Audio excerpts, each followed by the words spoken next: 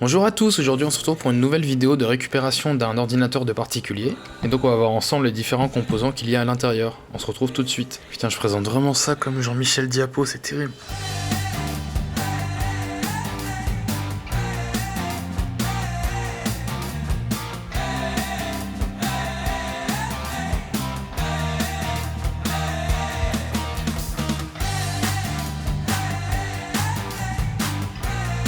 Bon bah y a même pas de vis, déjà ça commence bien.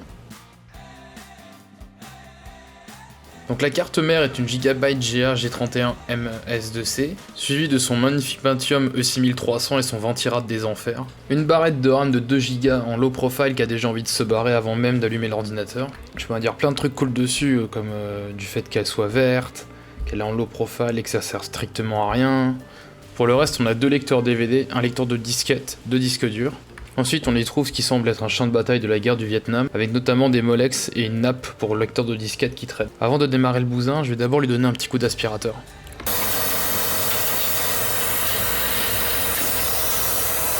One eternity later. Après avoir écarté toute trace de maladie vénérienne, l'ordinateur s'allume correctement. La session de l'ancien utilisateur est protégée par un mot de passe. J'essaye donc de passer en safe mode pour pouvoir passer en mode administrateur. Celle-ci est également protégée par un mot de passe. Je vais donc partir sur une nouvelle installation de Windows XP. J'installe donc une version modifiée de Windows XP avec ma clé de Mal Alpha. C'est une version de Windows avec des drivers préinstallés, notamment un navigateur internet.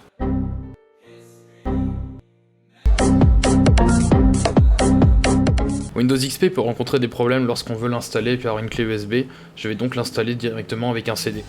Donc cette fois le setup se lance correctement, on peut voir qu'on accède directement aux différentes partitions que l'on peut créer et supprimer, et on peut constater que sur le deuxième disque dur il y a notamment encore des documents personnels d'anciens utilisateurs.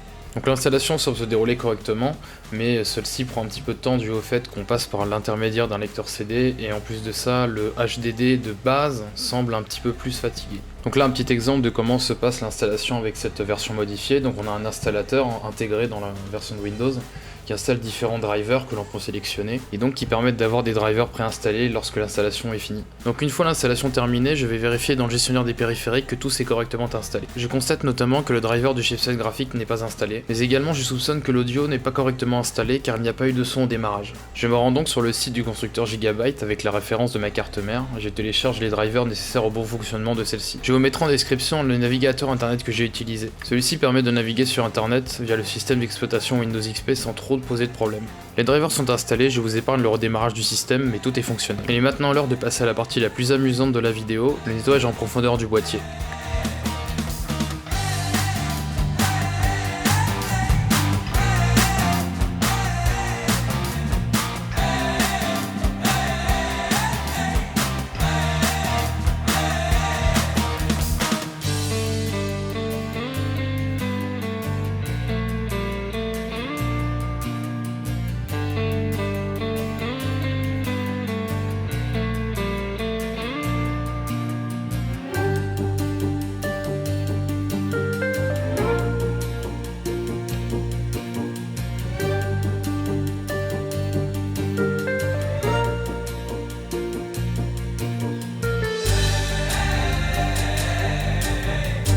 Et pour finir, un petit nettoyage à l'extérieur avec des plans réalisés par Michael Bay.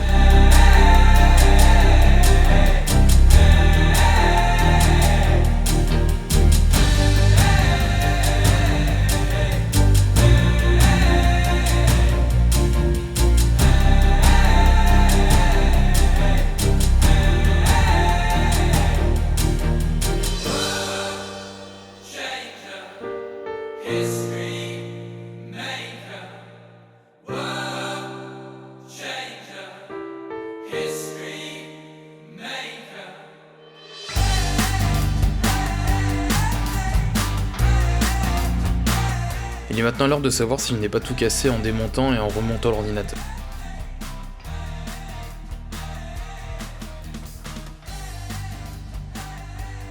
J'ai l'impression que c'est un échec. Windows a l'air de dire qu'il semblerait qu'un ou plusieurs fichiers aient été corrompus. Hors caméra, j'ai pu constater que le disque sur lequel j'avais installé Windows était plutôt fatigué.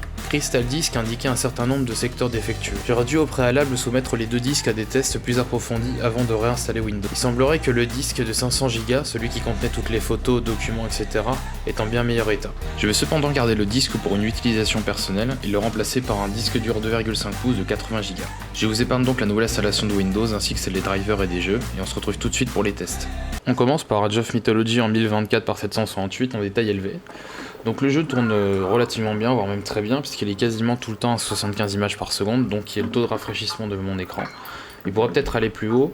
Après on a des petites baisses sur certains combats, où des fois on a des petits stutters, ça descend sous les 70, ça va vers les 68, mais ça descend pas plus bas, donc là-dessus il n'y a pas de souci, c'est parfaitement jouable. Donc ensuite on se retrouve sur Torchlight premier du nom en 800 par 600 en détail élevé.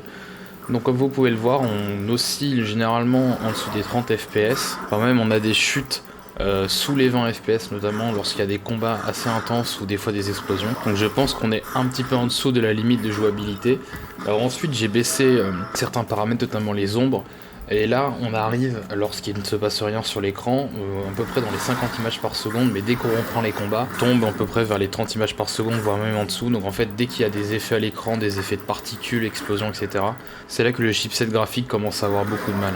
Après, ça reste, je pense, jouable dans une certaine mesure si vous n'êtes pas trop regardant. Maintenant, on se retrouve sur System Shock 2 en 1280 par 1024. Donc malheureusement, j'ai pas trop eu le temps d'avancer dans le jeu, j'en suis encore au début parce que j'ai pas mes sauvegardes sur l'autre PC. Donc quand on est dans des grandes zones un petit peu ouverte avec pas beaucoup de choses qui se passent à l'écran, on atteint la limite de rafraîchissement de l'écran. Mais dès qu'on rentre dans la zone d'initiation, avec un petit peu plus d'effets, des zones un peu plus labyrinthiques, on descend un petit peu en termes d'images par seconde, on arrive entre 35 et 40, ce qui reste encore jouable. Peut-être que pour dans des zones de combat avec des zones à rendre, ça peut être un petit peu plus problématique, mais dans ce cas-là, on peut peut-être descendre en 1024 par 768, qui est une résolution encore correcte pour un ordinateur de cet acabit. Donc ensuite nous voilà sur The Elder Scrolls 3 Morrowind. Donc comme vous pouvez voir ici, il n'y a pas de synchronisation verticale, les images par seconde sont décapées. Donc le taux de rafraîchissement est assez variable quand on est dans des zones un petit peu plus fermées, là comme au début ou dans les maisons, on atteint facilement les plus de 100 images par seconde.